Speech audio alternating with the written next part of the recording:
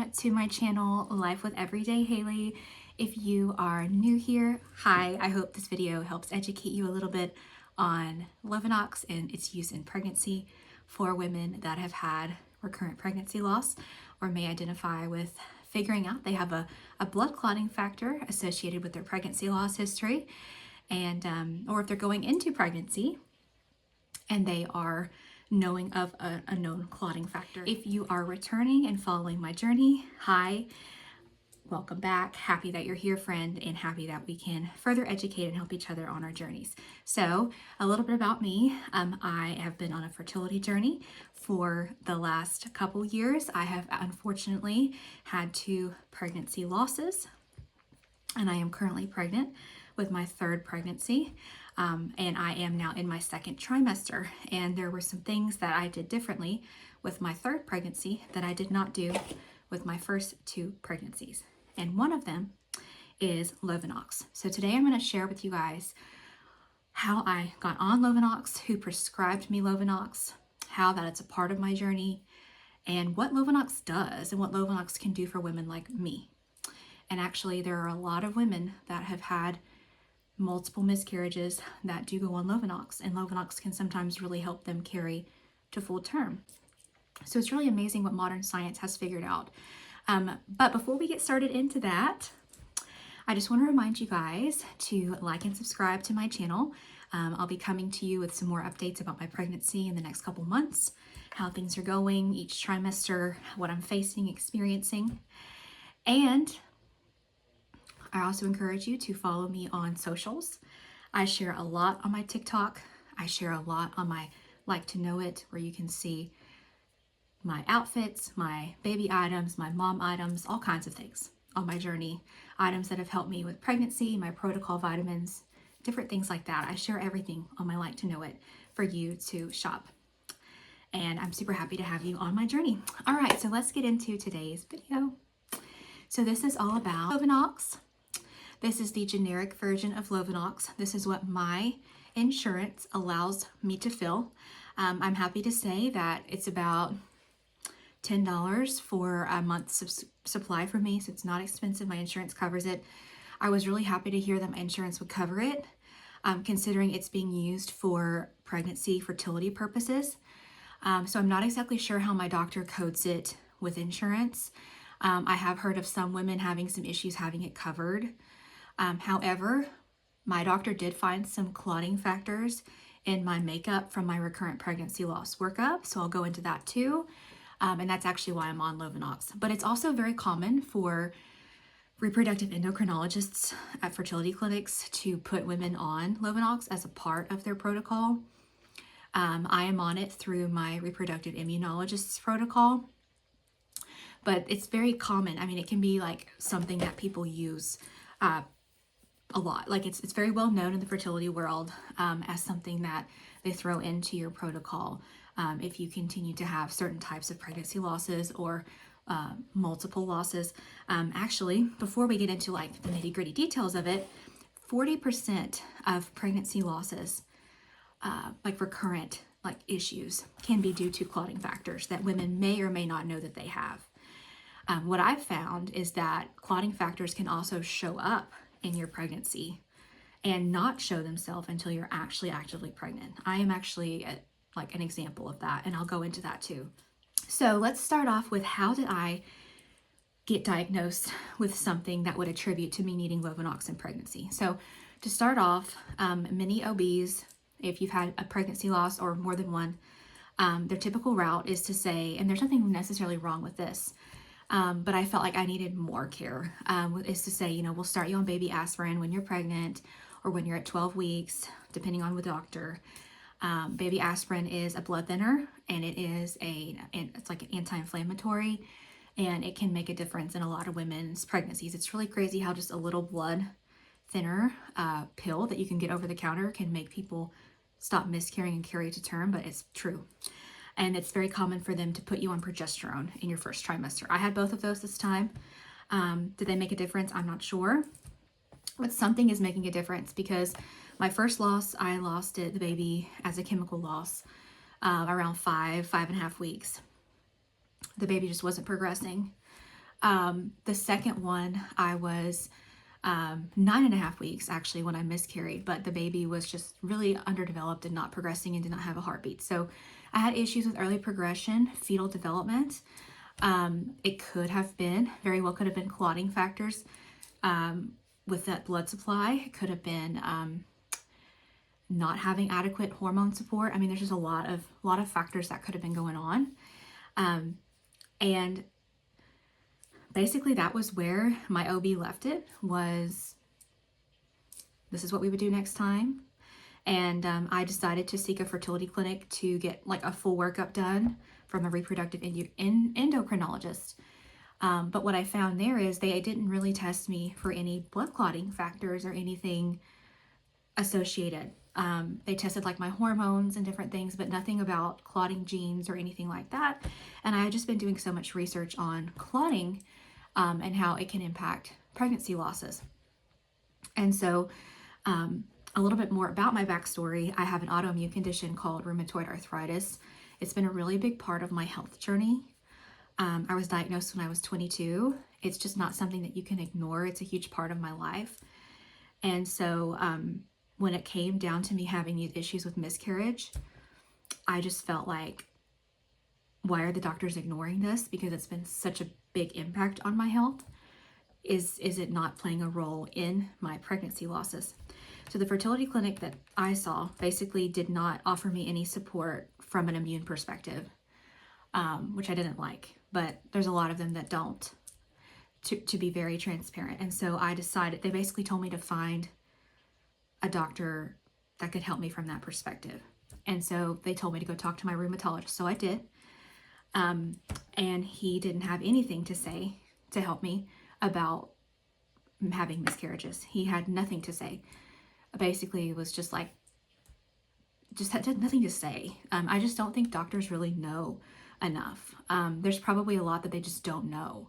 But basically, it was like, you know, your inflammation markers look great, you're healthy, and that was it. So I just felt like there's something missing here.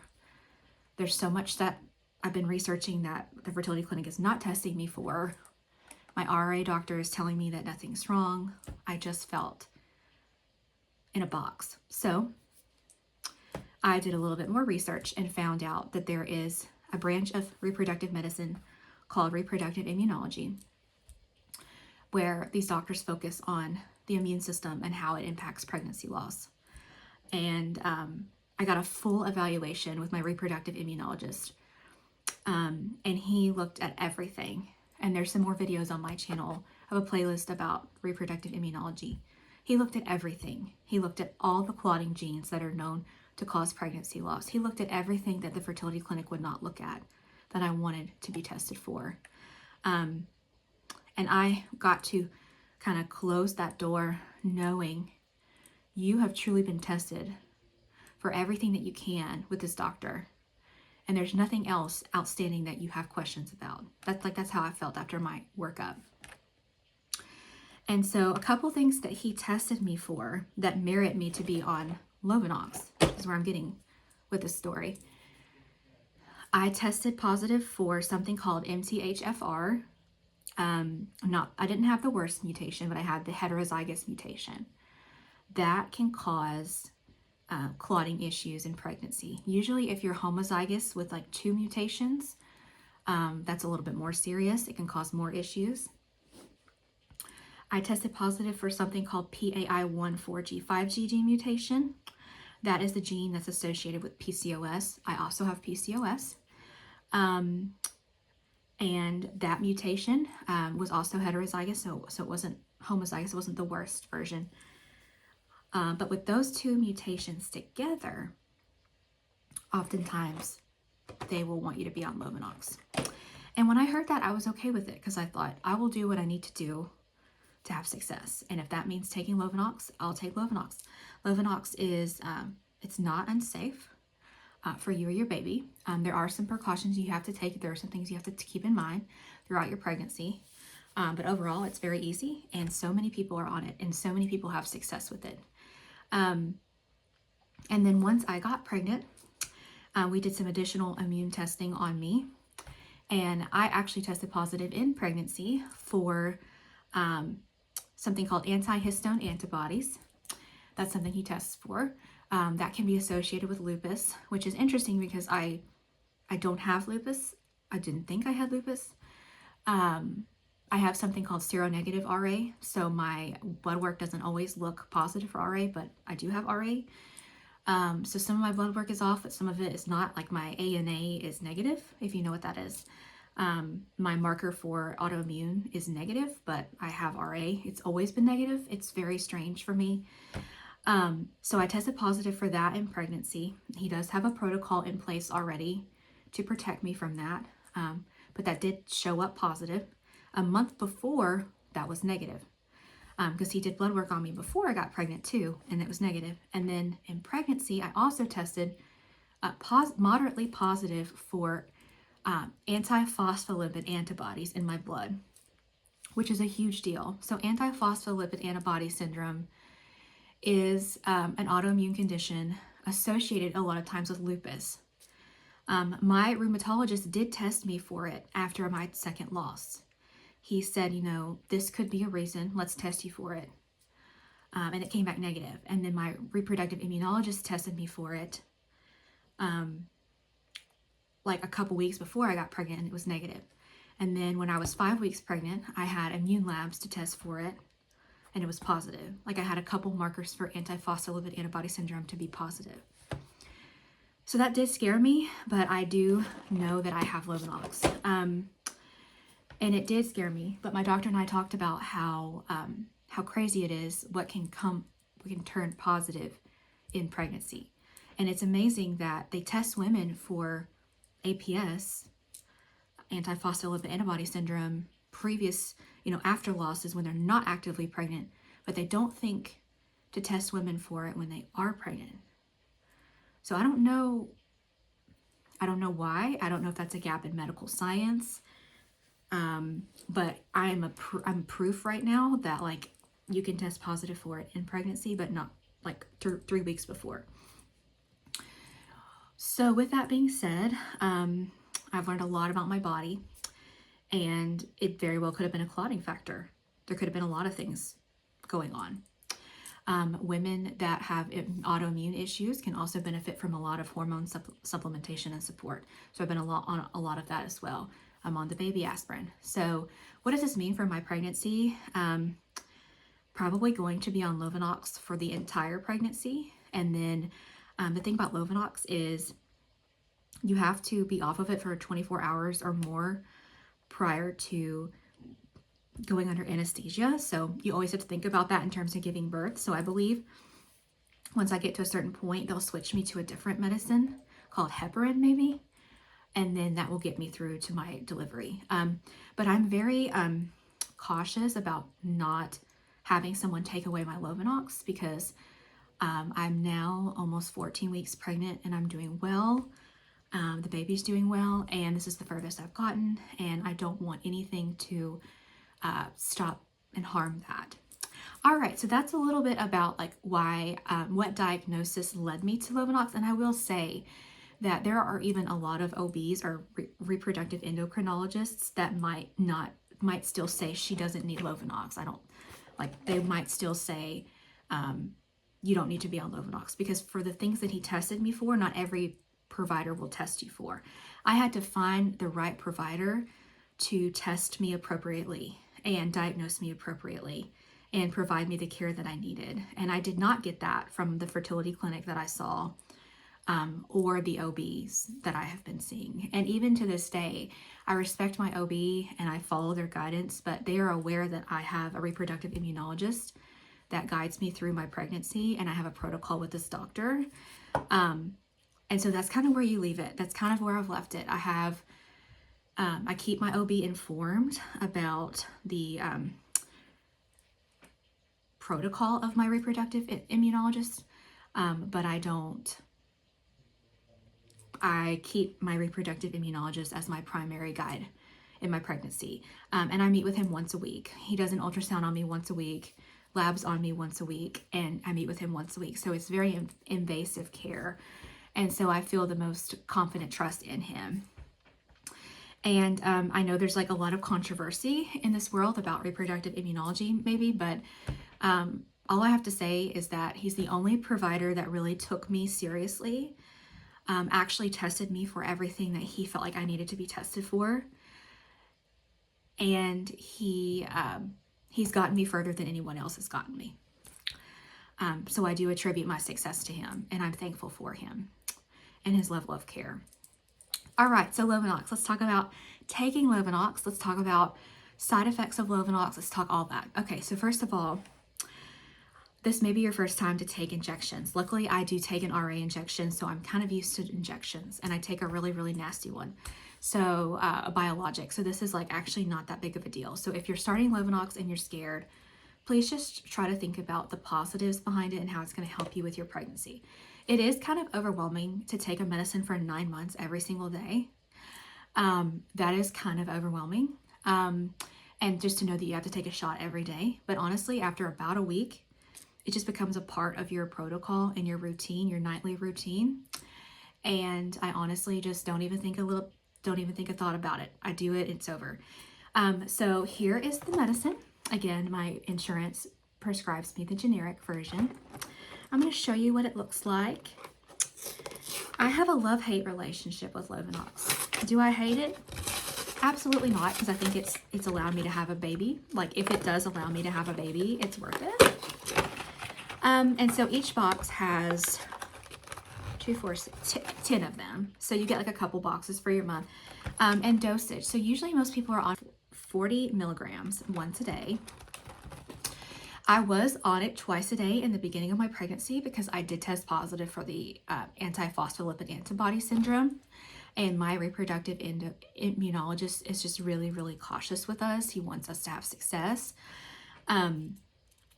But when I will be transparent, when I was 5 weeks pregnant, I developed something called a subchorionic hemorrhage.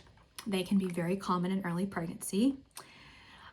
They are, what it is, it's basically a small, like almost like paper cut bleed that kind of develops between my placenta and my uterine wall.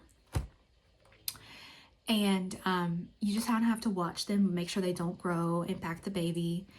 And thankfully mine didn't, and mine went away. But one of the side effects from actually using Lovenox, you can develop a subchorionic hemorrhage.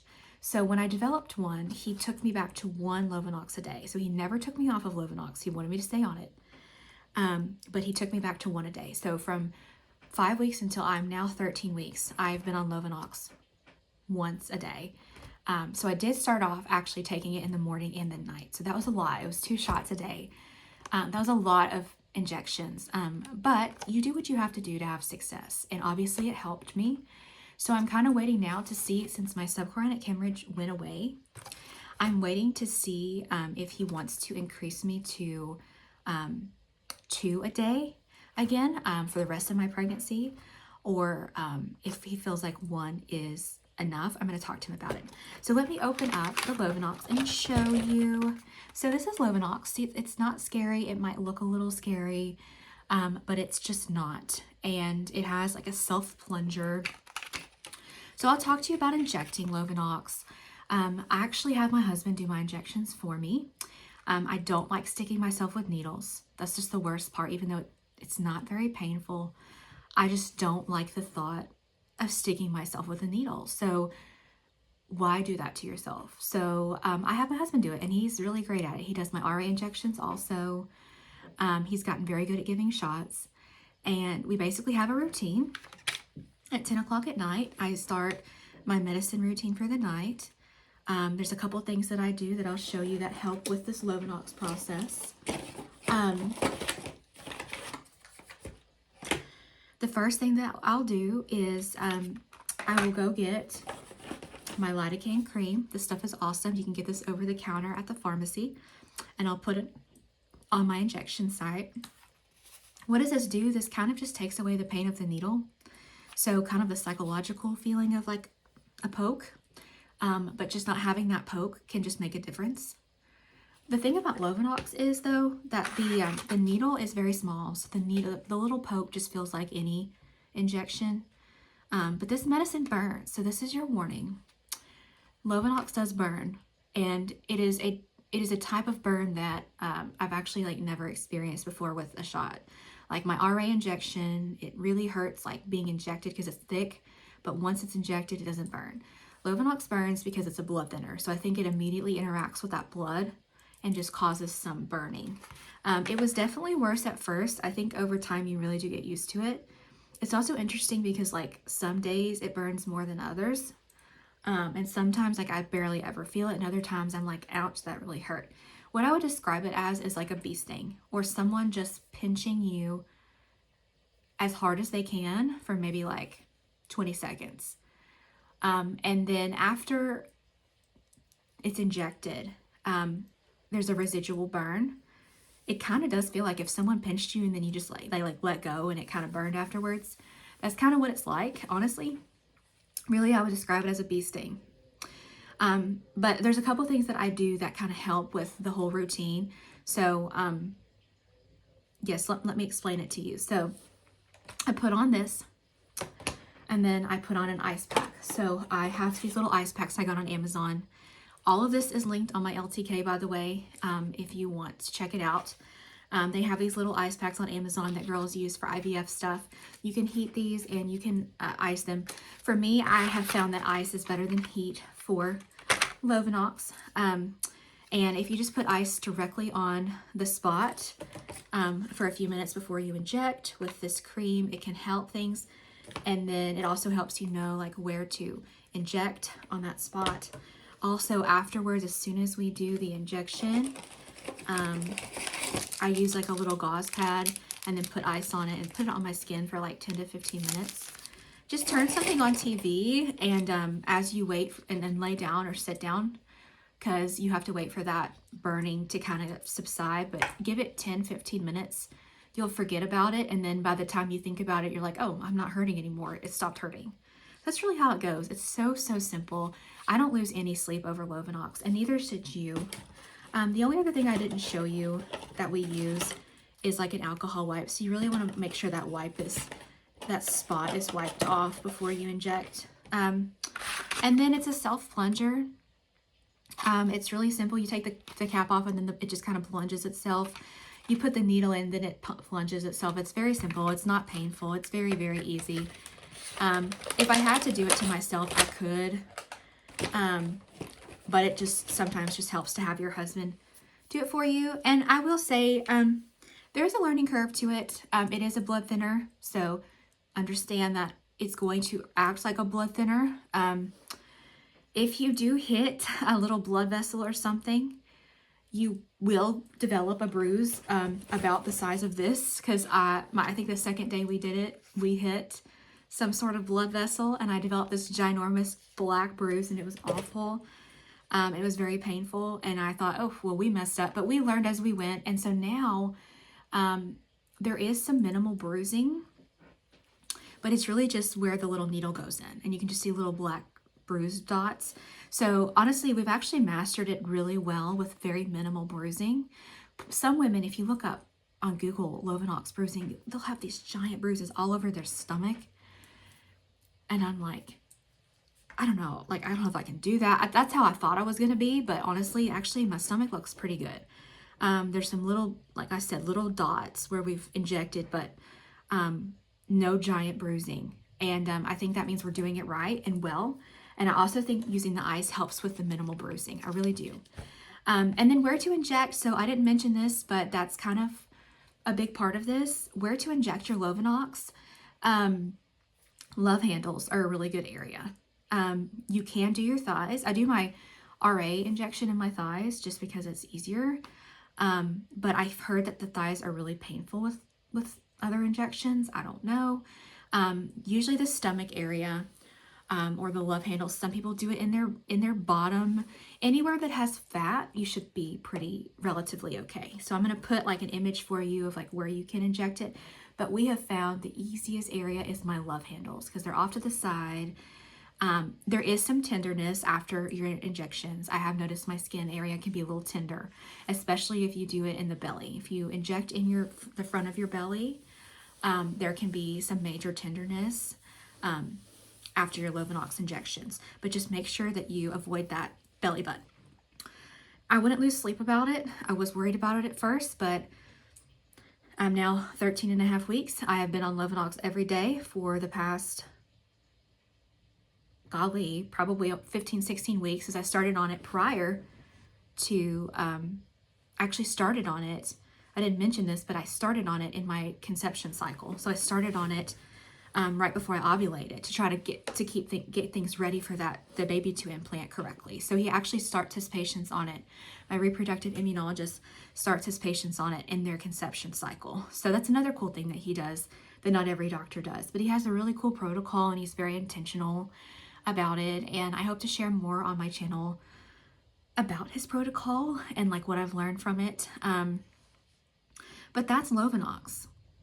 And just know that if you need to be on it, be glad that you're getting on it because it can help you with your pregnancy. And it can really make a difference. It's not that expensive with your insurance. It won't break the bank. It's not that difficult to administer. It's fairly simple. And the risks are very small. Again, you do have to kind of, if you do fall over or hit yourself hard, you might want to just keep an eye on that since you are on a blood thinner. Hopefully you're not doing that since you're pregnant. And I do advise you to let your OB know. In some instances, your OB may be the one that prescribes it for you, but for me, it was not. So I just let him know, hey, I'm on this. My reproductive immunologist has me on it. And I'll keep him updated on how long he feels like I should be on it. And that's just really important as your pregnancy progresses and you get closer to labor and delivery for them to know that you're on this medication. So you always want your doctors to know the medications that you're on and why you're on them. All right, so thank you for watching my video on Lovenox and pregnancy. I'm very happy, very thankful that medical science has figured out these types of things that can help women have successful pregnancies. Completely worth it. You can do a shot every day for 9 months. You can do it. It will be worth it to have a beautiful baby in your arms. If you have any questions about Lovenox or my treatment, just send me a comment. Thank you for watching this video. I'll see y'all next time and have a great day.